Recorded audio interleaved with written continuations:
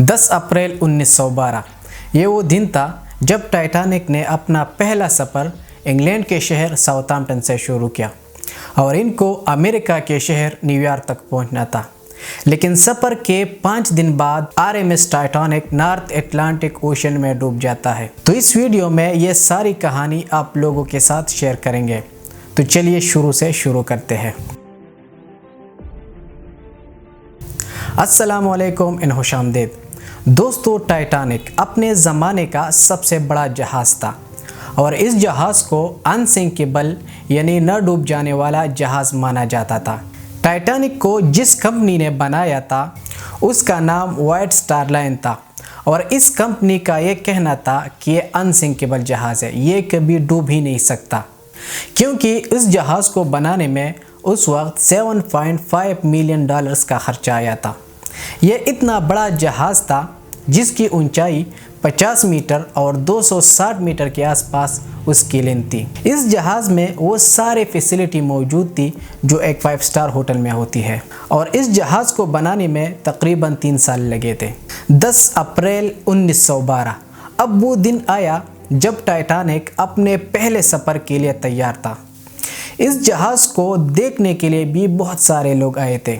इस जहाज़ का कैप्टन था 60 साला एडवर्ड जे स्मिथ और इस जहाज़ में तकरीबन 2200 के करीब पैसेंजर मौजूद थे। स्टार्टिंग से लेकर जहाज़ के टकराने तक जो सबसे बड़ी गलती थी वो थी ओवर कॉन्फिडेंस। जहाज़ के कैप्टन से लेकर क्रू मेंबर तक और जहाज़ बनाने वाली कंपनी से लेकर पैसेंजर तक जो सबसे बड़ी गलती थी वो थी ओवर कॉन्फिडेंस।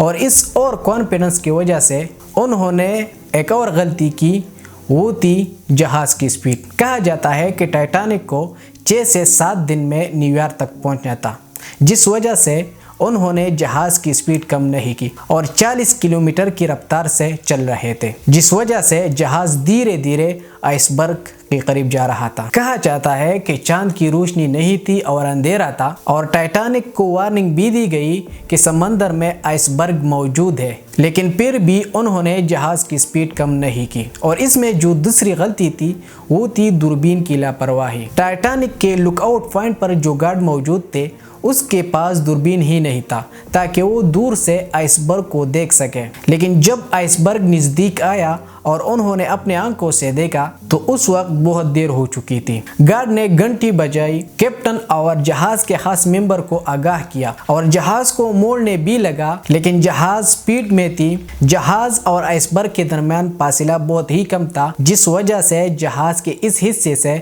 आइसबर्ग टकरा जाता है और पानी जहाज़ में दाखिल होना शुरू हो जाते हैं, यानी जहाज़ के डूबने का काउंटडाउन शुरू हो जाते हैं। जहाज़ के टकराने के कुछ देर बाद कैप्टन स्मिथ और आर्किटेक्ट थॉमस एंड्रियो आ जाते हैं ताकि जहाज को कितना डैमेज किया गया। और जब इनको पता चल जाता है कि अनसिंकेबल जहाज अब डूबने वाला है, क्योंकि पानी जहाज के 4थे फ्लोर से ऊपर आ जाते हैं। अगर पानी को 4थे फ्लोर में कंट्रोल कर देता तो यह जहाज बच सकती थी, पर ऐसा न हुआ। टाइटैनिक के रेडियो ऑपरेटर जैक फिलिप्स दूसरे जहाज़ों को सिग्नल भेजना शुरू कर देता है। बहुत कोशिशों के बाद टाइटैनिक से 107 किलोमीटर के फासले पर एक जहाज़ मौजूद थी जिसका नाम आरएमएस कारपेथिया थी। वो इस सिग्नल को पकड़ लेता है और टाइटैनिक को बचाने के लिए रवाना हो जाते हैं। इस दौरान कैप्टन ऑर्डर जारी कर देता है कि बोट को पानी में उतारा जाए। टाइटैनिक में टोटल 20 बोट मौजूद थी और हर एक बोट में 65 लोगों की कैपेसिटी मौजूद थी। पहले जो कुछ बोट उतारे गए थे उसमें आधी जगह खाली थी और इसकी वजह यह थी कि वो सारे फर्स्ट क्लास वाले पैसेंजर थे। बहरहाल जहाज की क्रू मेंबर थे जो लोगों की जान बचाने में मसरूफ थे। जहाज के पहले हिस्से में बहुत ज्यादा पानी भर जाता है, जिस वजह से जहाज का पहला हिस्सा समंदर में धीरे धीरे चला जाता है और दूसरा हिस्सा हवा में, जिस वजह से जहाज के सारे लोग इस हिस्से में आ जाता है, जिस वजह से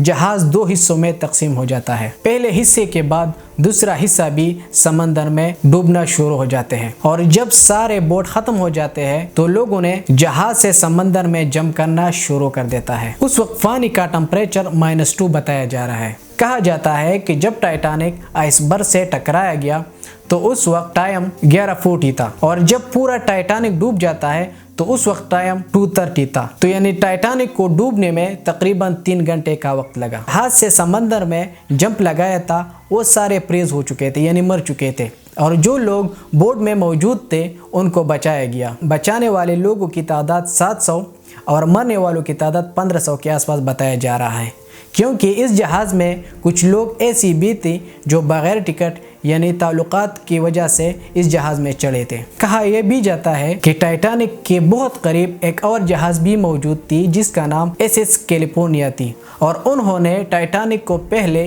آئس برگ کی وارننگ بھی دی گئی، لیکن وہ رات کے لیے رک گئے تھے اور انہوں نے ریڈیو آپریٹر بھی بند کیے تھے، جس وجہ سے وہ اس واقعے سے ناخبر تھے۔ اگر ان کو پتہ چل جاتا تو بہت سے لوگوں کی جان اور بھی بچائی جا سکتی تھی، پر ایسا نہیں ہوا۔ تو امید ہے کہ یہ ویڈیو آپ لوگوں کو پسند آیا ہوگا۔ تو اب سے ملاقات ہوگی اگلی ویڈیو میں، تب تک کے لیے اللہ حافظ۔